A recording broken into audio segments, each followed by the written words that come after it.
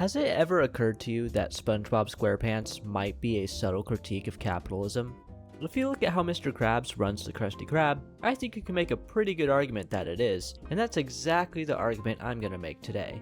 Furthermore, I think SpongeBob's depiction of capitalism has contributed to a growing anti-capitalist sentiment among young people. Quite simply, the more I think about it, the more SpongeBob comes across as classic anti-capitalist propaganda. If you live in the Western world, chances are money is a pretty important part of your life. We are taught that money is very important from a young age. The more of it you have, the more successful and happy you will be. At least, that's the idea we are sold on. I grew up in the United States, where I think this message is particularly prominent. I mean, when I think of capitalism, I think of the United States first.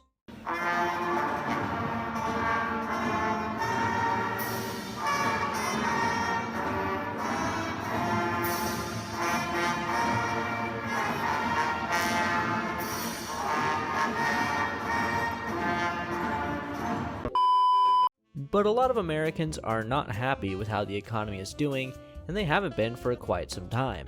There's a lot of fear out there. For example, a lot of people fear medical emergencies because they can't afford to have one. Americans go bankrupt due to medical debt all the time. In fact, one study from the American Journal of Medical Health estimates that around 500,000 Americans file for bankruptcy due to medical debt every year.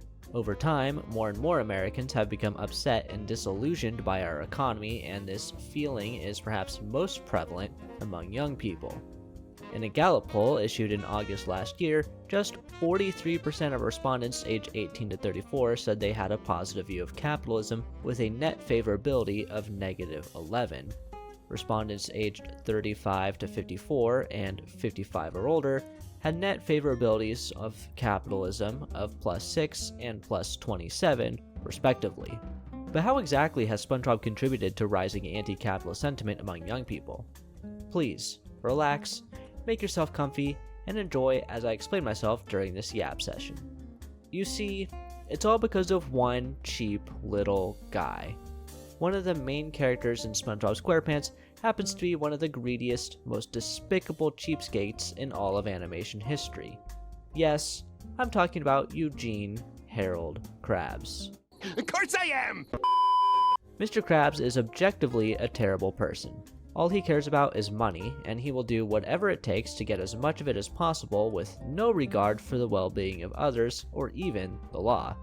We are introduced to Mr. Krabs in the very first episode of the show, Help Wanted. We actually don't really learn much about him in the pilot though, other than that he owns a restaurant called the Krusty Krab where he works with Squidward, who we don't even know is SpongeBob's neighbor yet. We don't really get an idea of how bad Mr. Krabs is until episode 5A, Pizza Delivery. This episode might not be the first one that comes to mind when you think about Eugene being a cheap asshole, but even then, the plot is still pretty damning. Obviously, the Krusty Krab does not normally serve pizza, but when a customer asks for one, Mr. Krabs does some cartoon magic, creating one out of a bunch of Krabby Patties, and makes Squidward deliver it. Similarly, delivery is a service that the restaurant does not normally offer. Assuming Bikini Bottom has labor laws, Mr. Krabs would probably be in violation of them by making Squidward do this. However, as we know, Eugene will do anything for $1, including exploiting his employees. Perhaps I should say, even especially exploiting his employees. If you're lucky, you've never had to work a job where something similar has happened to you, but worker exploitation is pretty common. At least that's the impression I get living in the United States. Your results may vary depending on where you live. Anyways, Eugene makes this task even more miserable for Squidward by making him take SpongeBob with him. The two co-workers spend the next 11 minutes on a wacky journey that includes getting sucked in by an underwater tornado and almost getting hit by a truck. All just so Mr. Krabs could make $1. But this is just the tip of the iceberg. At this point, we're only starting to get an idea of what Mr. Krabs is really like. At this point in the show's history, we still don't know a lot of important things about him, such as how much he pays his employees. So yeah, we get to see a lot of red flags from Mr. Krabs before we really learn how greedy he is. Like in Karate Choppers, he goes out of his way to prevent SpongeBob from participating in a hobby that brings him joy. He even threatens to fire him over it until he finds out that he can use SpongeBob's love for karate as another gimmick to make more money. Thanks, Mr. Krabs. Very cool. Oddly though, I think our first real good indication of how greedy Mr. Krabs is comes in episode 17A, Arg. The one where he leads SpongeBob and Patrick on an adventure to seek the Flying Dutchman's treasure. Oh, sorry, wait, hang on. The Flying Dutchman's treasure! Just look at the way he treats his crew in this episode. He forces them to travel far away from home, largely on foot, and without food and water. When nightfall comes, he makes them sleep outside on the cold hard ground when he gets to sleep in his tent, which is clearly more than big enough to fit all three of them inside. When they finally find the treasure, Krabs tries taking it all for himself. For some reason, this just makes me think of that meme of a fat rich guy drinking from a pipeline while an emaciated person desperately sits under a small leak. Luckily, though, the episode ends with the Flying Dutchman awarding SpongeBob and Patrick, while Mr. Krabs gets nothing. And that's exactly how it should work in real life too. Obviously, managers and bosses deserve their fair salaries, but the people who do the real hard work deserve to get paid too. And quite frankly, the average American worker is underpaid, while much of the money that should be going to them is going to mega-rich CEOs and other executives instead. In fact, in just 1 year from 2024 to 2025, the 10 richest Americans' net worth increased by a combined $585 billion, according to Forbes.com. If you go back to 2020, the increase in wealth of these individuals is a mind-bogglingly massive $1,402 billion, or in other words, $1.4 trillion. To give you an idea of how much money that is more than the GDP of most countries in the world. In fact, $1.4 trillion US would be between the Netherlands and Saudi Arabia, 19th largest in the world. Furthermore, their total net worth nearly tripled from $725 billion to $2.12 trillion, representing an increase of over 190%. Meanwhile, over that same period of time, the average hourly rate for US workers increased less than 0.5% after adjusting for inflation, according to the Bureau of Labor Statistics. I'll leave links to all these statistics in the description below if you would like to check them for yourself. The Krusty Krab is a perfect allegory for all the money and wealth going to the richest people. Mr. Krabs famously, or perhaps infamously, pays SpongeBob and Squidward the least amount of money possible while raking in as much profit as he can get his grubby claws on. There are countless instances throughout the show where Krabs nickels and dimes SpongeBob and Squidward to death. In Squid on Strike, we see the cheap crustacean charge Squidward $21 for breathing, talking, standing, existing, lollygagging, and chewing. SpongeBob gets a similar bill that we never actually see because he just pays it because he's naive and thinks Mr. Krabs is a fair boss, but that's a topic for a video in itself. I mean, imagine if you were a cashier and your boss came by and charged you $1 because you were standing. It's a crime enough, as it is, that cashiers have to stand all day. Why can't they just have little stools? As Mr. Krabs would say, money. This is true not just in SpongeBob, but in real life too. Like, yeah, Squidward might not be the best person, but maybe he wouldn't be so grumpy all the time if he got to sit down at his job. And that goes for real life cashiers too. Personally, I don't understand how they do it. I cannot stand still like that without leaning on something for more than a couple minutes, let alone a 4, 5, or 8 hour shift. So shout out to all the cashiers out there. Y'all deserve to be able to sit, and y'all deserve better wages too. All of this just goes to show that Mr. Krabs does not actually value his employees at all, he just sees them as dollar signs. Perhaps the most extreme instance of this is in Welcome to the Chum Bucket, when he loses SpongeBob in a bet to Plankton, forcing him to work at the Chum Bucket. SpongeBob is by far the most important person at the Krusty Krab on a daily basis. Without him, Eugene would have no customers. No one makes a Krabby Patty the way SpongeBob does. If other people could make the perfect patty like him, Wendy's would have had a lot more success with that promo they did a couple years ago, but I digress. SpongeBob is the heart and soul of the Krusty Krab, and yet Mr. Krabs is willing to lose him for nothing, putting his business in jeopardy.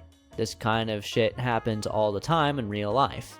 If you've ever seen a show like Kitchen Nightmares, you would know that the best employees are often ignored, pushed away, or even fired because their boss's ego is too big to listen to them when they are objectively correct.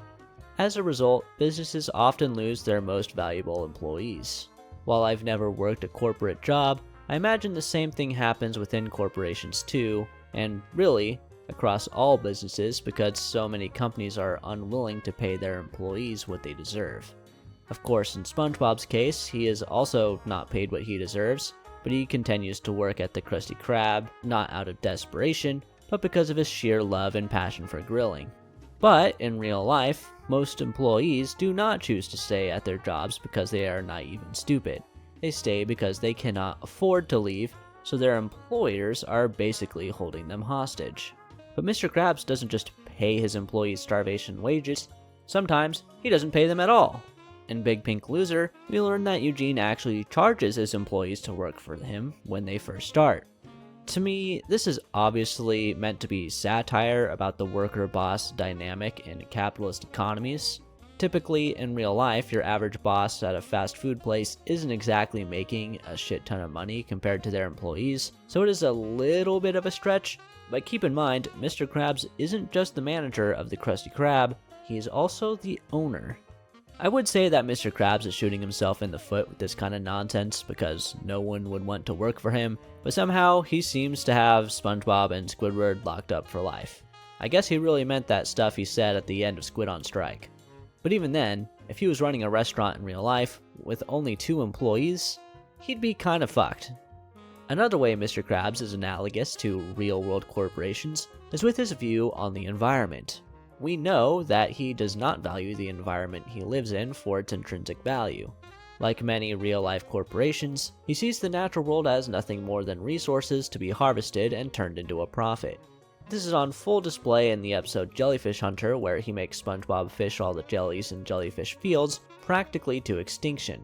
We later learn that he's abusing the jellyfish by forcing them into tight spaces and forcibly milking them before discarding them after they have no more jelly to give. This could be interpreted as a direct allegory for the dairy industry specifically, which is one of the worst industries when it comes to environmental impact and, of course, animal rights. But once again, all Mr. Krabs sees are dollar signs. He could not care less what the environmental impact of hunting a species to extinction could be. He could not care less if every last jelly in the world died at his own hands as long as it made him a tidy profit. And at the end of the day, this is essentially the primary driving force behind capitalism. I can also see this episode being an allegory for the fossil fuel industry, as companies like Chevron and BP clearly place their own profit margins well above the safety and health of their consumers and the entire planet. Perhaps my favorite example of Mr. Krabs being an allegory for greedy corporations comes in the first movie when he notices King Neptune coming to the Krusty Krab, so he jacks up the price of a Krabby Patty to over $100. This one might be a stretch, but hear me out. I would say that Eugene doing this is similar to a concept we are all familiar with now, crisis pricing. During the COVID pandemic, we saw companies jack up prices for basic necessities for a number of reasons.